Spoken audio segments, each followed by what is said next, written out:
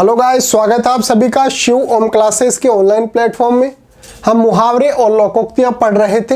ये पार्ट 17 है, पार्ट 17 है। इससे पहले हमने 16 पार्ट और बनाए हैं और इस सीरीज के अंदर हम जब आगे बढ़ेंगे तो और भी पार्ट्स इसके अंदर बनाएंगे। हम इस सीरीज के अंदर कोशिश कर रहे हैं कि जितने भी मुहावरे और लोकोक्तियां हो सकती हैं हम इस सभी को कवर करने की कोशिश करें, ताकि आप इन सभी पार्ट्स को एक बार आंखों के सामने से निकाल लेंगे तो ऐसा कोई सा भी मुहावरा या फिर लोकोक्ति नहीं बचेगी जो इससे बाहर से आ सके। आके एग्जाम के अंदर जो भी मुहावरा या लोकोक्ति आएगी वो इन्हीं के अंदर से आएगी, क्योंकि हमने सभी को कवर करने की कोशिश की है।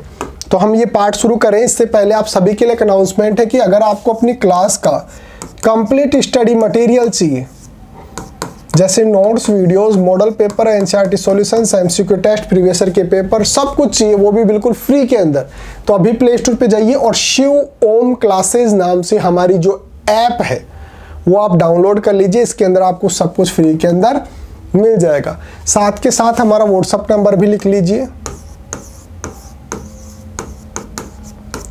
8696608541 8696608541। इस पर आप हमारे को अपनी क्लास और सब्जेक्ट लिखकर भेजेंगे तो हम आपको आपकी क्लास के नोट्स वगैरह भी व्हाट्सएप पे भेज देंगे। तो चलिए शुरू करते हैं। पहला मुहावरा है ठिकाने लगाना। ठिकाने लगाना मुहावरे का अर्थ होता है मार देना या फिर खत्म कर देना या फिर नष्ट कर देना। ठिकाने लगाना मतलब मार देना या फिर खत्म कर देना। वाक्य के अंदर प्रयोग कैसे कर सकते हैं? पिता की सारी दौलत को पुनीत ने ठिकाने लगा दिया। जितनी भी दौलत जो थी कमाई थी, पुनीत ने सारी की सारी दौलत को ठिकाने लगा दिया, यानी कि नष्ट कर दिया, खत्म कर दिया। नेक्स्ट है ठीकरा फोड़ना। ठीकरा फोड़ना मुहावरे का अर्थ क्या होता है? दोष लगाना।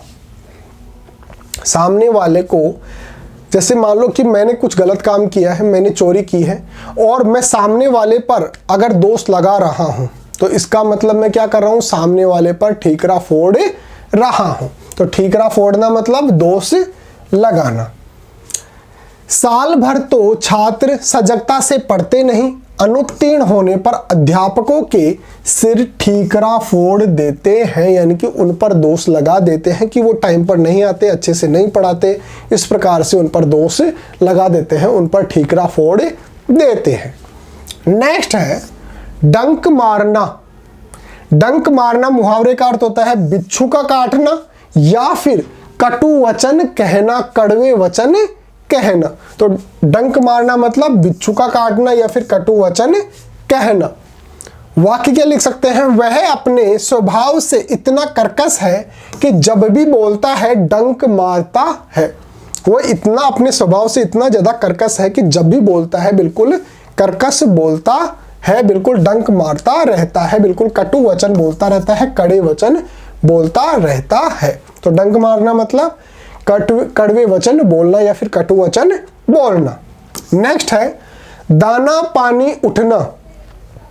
दाना पानी उठना मुहावरे का अर्थ क्या होता है? जैसे मान लो कि मैं वर्तमान के अंदर जयपुर के अंदर काम कर रहा हूं, वर्तमान के अंदर जयपुर के अंदर काम कर रहा हूं, तो इसका मतलब मेरा दाना पानी कहां पे है?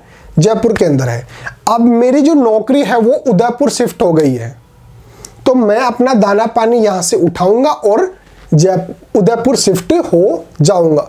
तो दाना पानी उठना मतलब जीविका न रहने के कारण किसी स्थान पर रहने का संयोग उठ जाना। जीविका का मतलब नौकरी, जिसकी सहायता से हम जीवन यापन करते हैं।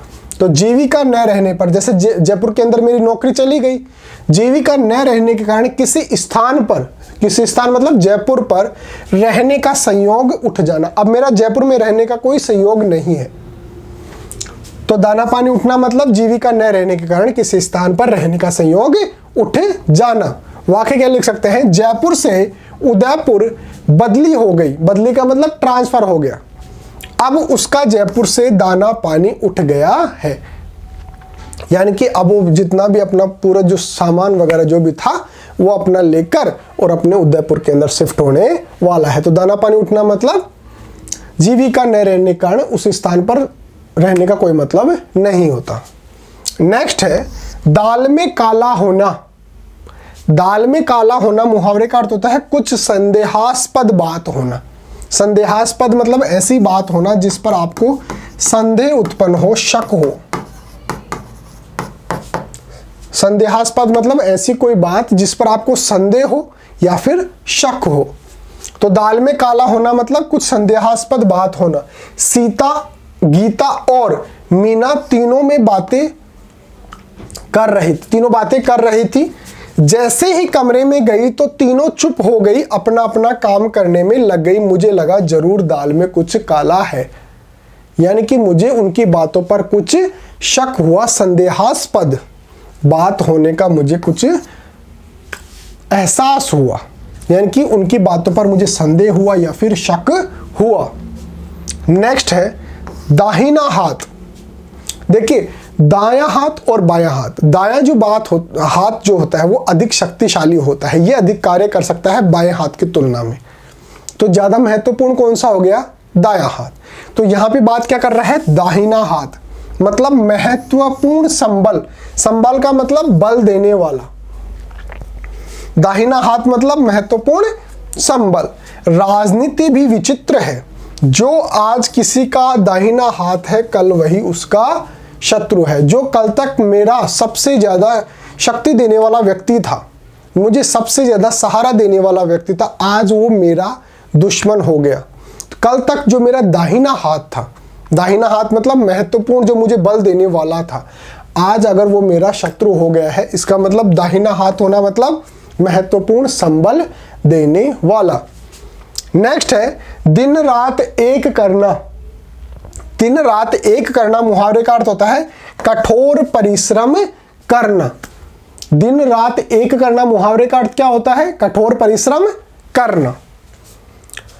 वाक्य के अंदर प्रयोग क्या लिख सकते हैं? युगांतर ने प्रतियोगिता जीतने के लिए दिन रात एक कर दिया। तो दिन रात एक कर दिया मतलब उसने कठोर परिश्रम की। चलिए आगे बढ़ते हैं।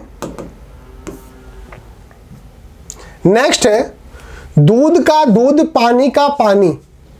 दूध का दूध पानी का पानी मुहावरे का अर्थ होता है बिल्कुल सही न्याय करना। अगर आपने दूध और पानी मिला हुआ है, दूध को अलग कर दिया, पानी को अलग कर दिया, इसका मतलब आपने क्या किया है? बिल्कुल सही न्याय किया है। तो दूध का दूध और पानी का पानी करना मतलब सही न्याय करना। वाक्य क्या लिख सकते हैं? न्यायाधीश को न केवल ईमानदार होना चाहिए बल्कि सक्षम भी, तभी वह दूध का दूध और पानी का पानी कर सकता है, यानी कि बिल्कुल सही न्याय कर सकता है। नेक्स्ट है दूर के ढोल जो होते हैं वो सुहावने लगते हैं। दूर के जो ढोल होते हैं वो सुहावने लगते हैं, यानी कि दूर से ही कुछ चीजें अच्छी लगती हैं, पास जाने पर वो अच्छी नहीं लगती है। तो दूर के ढोल सुहावने मतलब दूर से ही कुछ चीजें अच्छी लगती हैं।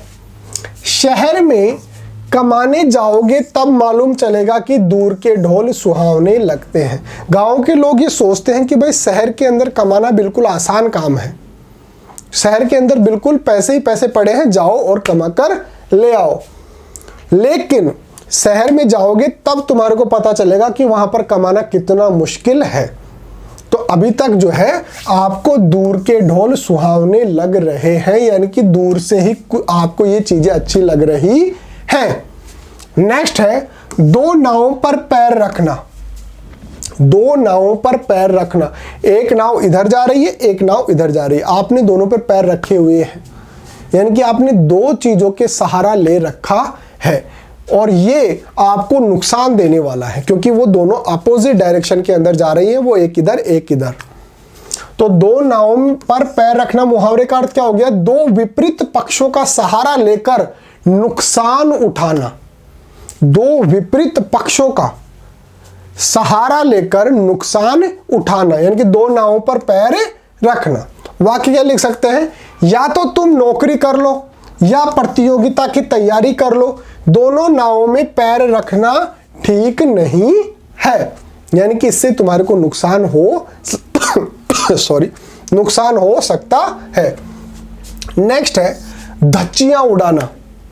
धज्जियां उड़ाना मुहावरे का अर्थ होता है किसी की बहुत आलोचना करना या फिर ध्वस्त करना। धज्जियां उड़ाना मुहावरे का अर्थ क्या होता है, या तो किसी की बहुत ज्यादा आलोचना करना, बुराई करना, या फिर ध्वस्त करना, उसको नष्ट करना। चुनाव में सभी राजनीतिक दल एक दूसरे की धज्जियां उड़ाने की कोशिश करते हैं, आलोचना करने की कोशिश करते हैं, एक दूसरे को नष्ट करने की कोशिश करते हैं, किंतु मतदाता सब समझता है और अपनी राय बनाता है। तो धज्जियां उड़ाना मतलब किसी की बहुत आलोचना करना या फिर ध्वस्त करने की कोशिश करना। नेक्स्ट है धाक जमना। धाक जमना मतलब किसी पर अपना रोब झाड़ना। धाक जमना मतलब रोब स्थापित करना। प्रशासन तो हवा से चलता है, अगर आपकी धाक जम गई तो बस ठीक चलता रहेगा और धाक खत्म हुई तो परेशानी ही परेशानी। तो धाक जमना मतलब रोब स्थापित करना। नेक्स्ट है धूप में बाल सफेद न होना। धूप में बाल सफेद न होना मुहावरे का अर्थ होता है अनुभवी होना। धूप में बाल सफेद न होना मतलब अनुभवी होना। तुम मुझे धोखा नहीं दे सकते, मैंने कोई धूप में बाल सफेद नहीं किए हैं, तुम्हारे जैसे लोगों से बहुत सीखा है। मैंने धूप में बाल सफेद नहीं किए हैं मतलब मैं बहुत ज्यादा अनुभवी हूं। तो धूप में बाल सफेद न होना मतलब अनुभवी होना। नेक्स्ट है नजर करना। नजर करना मुहावरे का अर्थ होता है भेंट करना या फिर पेश करना। भेंट करने का मतलब होता है गिफ्ट देना और पेश करने का मतलब सामने रखना, सामने आना। तो नजर करना मुहावरे का अर्थ क्या हो गया, भेंट करना या फिर पेश करना। मुख्यमंत्री की लड़की का विवाह था, सब एक से एक कीमती चीजें नजर करने को तैयार थे, भेंट करने को तैयार थे, गिफ्ट देने को तैयार थे, पेश करने को तैयार थे। नेक्स्ट है नमक मिर्च लगाना। नमक मिर्च लगाना मुहावरे का अर्थ होता है बात को बढ़ा चढ़ाकर कहना। मेरे को कोई छोटी सी बात पता चलती है, अगर मैं किसी अन्य व्यक्ति को वो बात बताऊंगा तो मैं उसको और ज़्यादा बढ़ाकर बताऊंगा, यानी कि मैं उसके नमक मिर्च लगाकर बताऊंगा। तो बात को बढ़ा चढ़ाकर बताना। नमक मिर्च लगाना मतलब बात को बढ़ा चढ़ाकर कहना। वाक्य क्या लिख सकते हैं, एक अधिकारी को चाहिए कि वह बात की तह तक जाए, क्योंकि लोग तो नमक मिर्च लगाकर कहते ही रहते हैं, बात को बढ़ा चढ़ाकर बोलते हैं। अधिकारी को चाहिए कि वह उसकी तह तक जाए और पता लगाए कि सच्चाई आखिर है क्या। नेक्स्ट है नस नस पहचानना। नस नस पहचानना मतलब सामने वाले की सभी बातों को बिल्कुल गहराई से समझना, कि सामने वाला व्यक्ति जो है जिस चीज को वो छुपाने की कोशिश कर रहा है। जैसे मान लो कि मैं चोर हूं, पुलिस मेरे को पकड़ के ले जाती है, तो मैं कोशिश करूंगा कि उनको ये पता न चल जाए कि मैं चोर हूं, चोरी मैंने की है।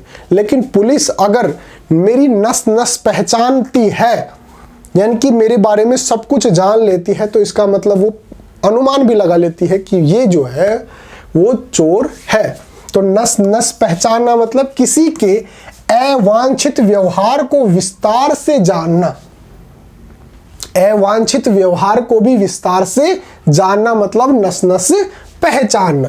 अपराधी पुलिस से कुछ छिपा नहीं सकते, वह उनकी नस नस पहचानती है। नेक्स्ट है नाक कटना या फिर नाक पर धब्बा लगना। नाक कटना या फिर नाक पर धब्बा लगना मुहावरे का अर्थ क्या होता है, बेइज्जत होना। नाक कटना या फिर नाक पर धब्बा लगना मुहावरे का अर्थ क्या होता है, बेइज्जत होना। मैंने सोचा था वह अच्छा नृत्य प्रस्तुत कर कॉलेज का नाम रोशन करेगी, परंतु उसके अशोभनीय नृत्य ने तो हमारी नाक ही कटवा दी या फिर नाक पर धब्बा लगा दी। कॉलेज का जो मालिक था वो सोच रहा था कि भाई ये जो लड़की है वो अच्छा डांस करेगी और सबके अंदर हमारी जो कॉलेज की है वो प्रशंसा होगी, लेकिन उसने अशोभनीय नृत्य कर दिया जिसकी वजह से उनका नाक कट गया या फिर नाक पर धब्बा लग गया, उनकी बेइज्जती हो गई। नेक्स्ट है डंका बजना डंका बजना मुहावरे का अर्थ क्या होता है? प्रतिष्ठित हो जाना। डंका बजना मुहावरे का अर्थ क्या होता है? प्रतिष्ठित हो जाना। वाक्य क्या लिख सकते हैं? समाचारों की निष्पक्षता के बारे में सारी दुनिया में आज भी बीबीसी लंदन का डंका बजता है, प्रतिष्ठित है। जो बीबीसी लंदन जो है वो आज भी प्रतिष्ठित है, यानी कि दुनिया के अंदर जितने भी चैनल है उसके अंदर उसकी अच्छी खासी प्रतिष्ठा है, उसका अच्छा खासा नाम है, उसका अच्छा खासा डंका बजता है। नेक्स्ट है डंके की चोट पर कहना। डंके की चोट पर कहना मुहावरे का अर्थ होता है अपनी बात को बिल्कुल खुला रखना, खुले में अपनी बात कहना, बिल्कुल सबके सामने सबको सुनाकर अपनी बात कहना। तो डंके की चोट पर कहना मतलब खुल्लम खुल्ला कहना या फिर सबको सुनाकर कहना। डंके की चोट पर कहना मतलब खुल्लम खुल्ला कहना और सबको सुनाकर कहना। बेरोजगारी इतनी बढ़ गई है कि सभी डंके की चोट पर कहते हैं कि पिछली सरकार ने युवा बेरोजगारों के लिए कुछ नहीं किया। तो डंके की चोट पर कहना मतलब खुल्लम खुल्ला कहना या फिर सबको सुनाकर कहना। नेक्स्ट है डावाडोल होना। डावाडोल होना मुहावरे का अर्थ होता है स्थिर न रहना। डावाडोल होना मुहावरे का अर्थ क्या होता है? स्थिर न रहना। जो लोग सोच समझकर कदम नहीं उठाते वे अपने कार्य को करते समय डावाडोल ही रहते हैं, स्थिर नहीं रहते हैं। तो डावाडोल होना मतलब स्थिर नहीं रहना। नेक्स्ट है डींग मारना। डींग मारना मुहावरे का अर्थ होता है व्यर्थ की बड़ाई करना। अगर उसने ऐसा कोई काम किया ही नहीं कि भाई जिसकी वजह से उसकी बड़ाई हो, फिर भी उसकी जबरदस्ती बड़ाई करना मतलब डींग मारना। तो डींग मारना मतलब बढ़ चढ़कर बड़ाई करना या फिर मिथ्याभिमान या फिर व्यर्थ बड़ाई करना, जबरदस्ती की बड़ाई करना। तो डींग मारना मतलब बढ़ चढ़कर बड़ाई करना। सच्चाई से जीने वाला व्यक्ति कभी भी डींग नहीं मारा करता है। जो सच्चाई से जो व्यक्ति जीता है वो कभी भी डींग नहीं मारता है, जबरदस्ती की बड़ाई से उसको कोई मतलब नहीं है, वो अपने सच्चाई के साथ जीता रहता है। नेक्स्ट है डूबते को तिनके का सहारा। जिस प्रकार कोई व्यक्ति डूब रहा है, अगर उसको एक तिनका मिल जाता है तो हालांकि ये बात तो सही है कि वो उससे बाहर नहीं आ पाएगा, फिर भी उसको ऐसा लगता है कि मुझे कोई सहारा मिल गया है। तो डूबते को तिनके का सहारा मतलब संकट में थोड़ा सा सहारा। डूबते को तिनके का सहारा मतलब संकट के समय में थोड़ा सा सहारा। वाक्य क्या लिख सकते हैं? वह खेती छोड़ मजदूरी करने की सोच रहा था किंतु सरकार ने ऐन वक्त पर किसानों के कर्ज माफी का ऐलान कर दिया, मानो डूबते को तिनके का सहारा दे दिया हो, यानी कि उसको थोड़ा बहुत सहारा दे दिया हो। तो डूबते को तिनके का सहारा मतलब संकट में थोड़ा बहुत सहारा देना।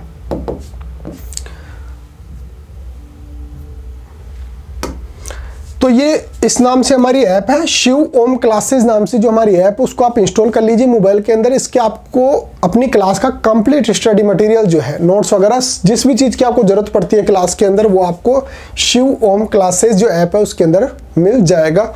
और ये हमारा व्हाट्सअप नंबर है, इसको भी आप मोबाइल के अंदर सेव कर लीजिए। कोई भी अगर दिक्कत आती है या फिर नोट्स वगैरह व्हाट्सअप पे चाहिए तो हम आपको व्हाट्सअप पर भी भेज देंगे, या फिर कोई दिक्कत आती है तो आप हमारे को व्हाट्सअप पे मैसेज कर सकते हैं। ओके गाइज, मिलते हैं अगले टॉपिक के साथ। तब तक थैंक यू सो मच। बने रहिए शिव ओम क्लासेस के ऑनलाइन प्लेटफॉर्म के साथ।